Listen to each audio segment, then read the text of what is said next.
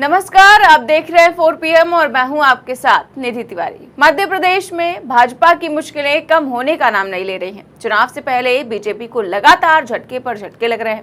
लगातार इस्तीफों का दौर चल रहा है। इस बीच बड़ी खबर आ रही है कि ज्योतिरादित्य सिंधिया के कट्टर समर्थक माने जाने वाले प्रमोद टंडन ने भाजपा की प्राथमिक सदस्यता से इस्तीफा दे दिया है। जी हां, प्रमोद टंडन बीजेपी की राज्य कार्य समिति के सदस्य हैं। वहीं ग्रामीण राजनीति में बीजेपी से बड़ा नाम रहे दिनेश मल्हार ने भी बीजेपी छोड़ दी है। दोनों ही नेता कुछ महीने पहले ही कांग्रेस छोड़कर बीजेपी में शामिल हुए थे और दोनों नेताओं ने शहर अध्यक्ष के साथ ही प्रदेश बीजेपी अध्यक्ष VD शर्मा को अपना इस्तीफा भेज दिया है। प्रमोद टंडन ज्योतिरादित्य सिंधिया के कट्टर समर्थक रहे हैं, लेकिन अब उनका बीजेपी से इस्तीफा देना पार्टी के लिए बड़ी मुश्किलें खड़ी कर सकता है। प्रमोद टंडन पहले कांग्रेस में थे और ज्योतिरादित्य सिंधिया के साथ ही बीजेपी में शामिल भी हो गए थे। तो वहीं सोमवार शाम को PC करते हुए उन्होंने कांग्रेस में वापस जाने के कयासों को भी पुख्ता कर दिया। इसी के साथ राऊ विधानसभा में बीजेपी के सामने काफी मुश्किल खड़ी हो गई है। तो वह इस्तीफा देने के बाद प्रमोद टंडन ने पार्टी छोड़ने की क्या वजह बताई है, सुनिए। कुछ तो वजह हुई होगी, यूं ही कोई बेवफा नहीं होता। क्या वजह क्या थी? वही तो पूछा। अहंकार, घमंड, तानाशाही, मनमानी, सत्ता के जो दुर्गुण होते हैं वो भारतीय जनता पार्टी में फूट फूट के भर गए थे। कुछ ही लोगों के पास पावर था, वो अहंकार और घमंड में भर गए थे। मैं स्वभाव से विद्रोही हूँ, तो मैं अपने आप को उन परिस्थितियों में असहज महसूस कर रहा था। फिर कमलनाथ जी की सच्चाई, ईमानदारी, प्रदेश के प्रति उनका समर्पण और हमारे 2 अध्यक्षों का आगमन, सुरजीत सिंह चड्ढा और गुरु, इन दोनों का मेरे ऊपर वीटो कि आपको आना है, तो छोटे भाइयों की बात कैसे डाल सकते थे, तो आ गए। तो वही प्रमोद सावंत ने कह दिया कि कोई ना कोई वजह तो जरूर होगी, ऐसे ही कोई बेवफा तो नहीं होता। अब कोई ना कोई वजह तो इसी को माना जा रहा है कि सिंधिया जो है लगातार कम होते दिखाई दे रहे हैं, बीजेपी में उनका वजूद ही खत्म होता नजर आ रहा है। ऐसे में सिंधिया समर्थक भी सोच रहे होंगे कि अब जब उनका ही वजूद नहीं है तो फिर सिंधिया समर्थकों का क्या ही होगा। फिलहाल जब उनसे ज्योतिरादित्य सिंधिया को लेकर जब पत्रकारों ने सवाल पूछा तब उन्होंने क्या कहा, वो सुनिए।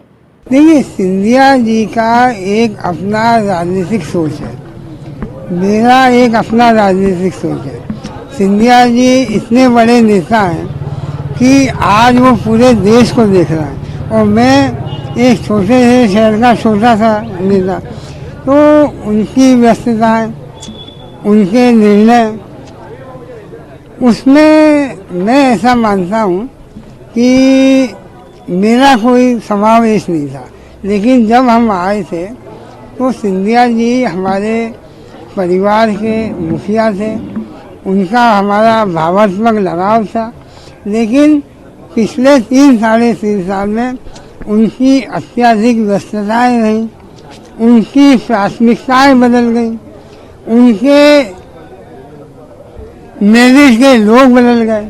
तो प्रमोद टंडन कह रहे हैं कि वो बहुत बड़े नेता हैं, लेकिन अब उनकी प्राथमिकताएं बदल गई हैं। ये कहा है ज्योतिरादित्य सिंधिया के लिए। फिलहाल इसके अलावा दिनेश मल्हार ने भी प्रमोद टंडन के साथ ही बीजेपी से रिजाइन कर दिया है। उनके पहले ज्योतिरादित्य सिंधिया के समर्थक रहे समंदर पटेल भी बीजेपी छोड़ चुके हैं।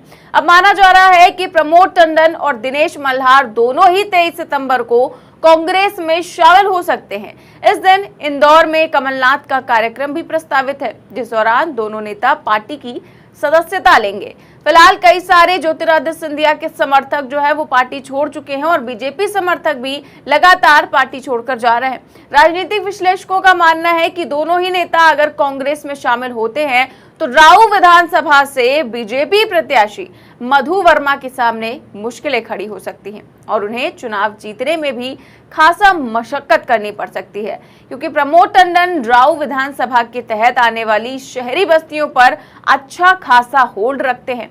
तो वहीं दिनेश मल्हार ग्रामीण क्षेत्र में पार्टी को नुकसान भी पहुंचा सकते हैं। बता दें कि 8 जून 2020 को ही प्रमोद टंडन कांग्रेस छोड़कर बीजेपी में आए थे और शिवराज सिंह चौहान ने प्रमोद टंडन का स्वागत भी किया था और दोनों ही नेताओं के इस्तीफे पर इंदौर शहर बीजेपी अध्यक्ष का कहना है कि वो जानने की कोशिश कर रहे हैं कि नेताओं ने इस्तीफा क्यों दिया है। अब जानने की कोशिश करें या फिर ना करें ये तो उन पर है। फिलहाल बीजेपी लगातार डैमेज कंट्रोल में लगी तो हुई है, लेकिन चुनाव से पहले काफी राहें मुश्किल नजर आ रही हैं और इसका कारण कांग्रेस या कोई अन्य पार्टी नहीं बल्कि बीजेपी के अपने ही नेता हैं। कोई नेता पार्टी छोड़कर कांग्रेस में जा रहा है तो कोई भाजपा में रहकर ही विरोध कर रहा है। पार्टी के कई नेता बीजेपी छोड़कर कांग्रेस का दामन थाम रहे हैं। वैसे तो चुनावी माहौल में ऐसा होता ही रहता है कि टिकट ना मिलने से नाराज कई नेता दल बदल लेते हैं, लेकिन भारतीय जनता पार्टी के लिए मुश्किलें इसलिए भी बढ़ती जा रही हैं क्योंकि ऐसा कोई हफ्ता नहीं होता जब पार्टी छोड़कर कोई नेता कांग्रेस में ना गया हो और अब ऐसे नेताओं की संख्या 40 से 42 के पार हो गई है। फिलहाल बीजेपी ने तो ये सोचा था कि जल्दी लिस्ट जारी करना मास्टर स्ट्रोक साबित होगा, लेकिन ये लिस्ट ही भाजपा के गले की फांस बनती जा रही है। जब से जारी हुई है आए दिन एक न एक नेता पार्टी छोड़ रहा है और मध्य प्रदेश में अपनी खराब हालत को देखते हुए ही बीजेपी ने जन आशीर्वाद यात्रा निकालनी शुरू की, जिसको लेकर बड़े बड़े दावे किए गए, खूब ढोल नगाड़े बजाए गए, खूब बैनर पोस्टर लगाए गए। जिस जन आशीर्वाद यात्रा को अमित शाह ने हरी झंडी दिखाई, खूब दावे किए, सोचा था कि जनता का आशीर्वाद मिलेगा, लेकिन यात्रा जब से शुरू हुई है तभी से कभी पब्लिक पत्थर बरसा रही है तो कभी काले झंडे दिखाए जा रहे हैं और अब हालत तो ये हो गई है कि आम जनता तो छोड़िए, बीजेपी के कार्यकर्ता ही इसका विरोध कर रहे हैं और सांसदों के सामने ही कोई नारेबाजी कर रहा है तो कहीं पर कार्यकर्ता गाड़ी के आगे लेटे ही जा रहे हैं। लेकिन फिलहाल तमाम प्रयास किए जा रहे हैं बीजेपी के द्वारा भी और कांग्रेस ने भी अपनी CWC मीटिंग में खूब इस पर चर्चा की कि कैसे चुनाव जीता जाए। चारों राज्यों के चुनावों पर खूब चर्चा हुई और मीटिंग खत्म होती ही देखिए अगले ही दिन नेताओं ने पार्टी भी छोड़ दी है और कांग्रेस में शामिल भी हो गए हैं। फिलहाल ये तो लगातार जारी है, इस्तीफों का दौर लगातार जारी है। बीजेपी से कैसे कंट्रोल करती है, कैसे अपने नेताओं को रोकती है, बचा कर रखती है, ये तो फिलहाल देखने वाली बात होगी। इस खबर में बस इतना ही। देश और दुनिया की तमाम बड़ी खबरें जानने के लिए देखते रहिए 4PM न्यूज नेटवर्क। नमस्कार।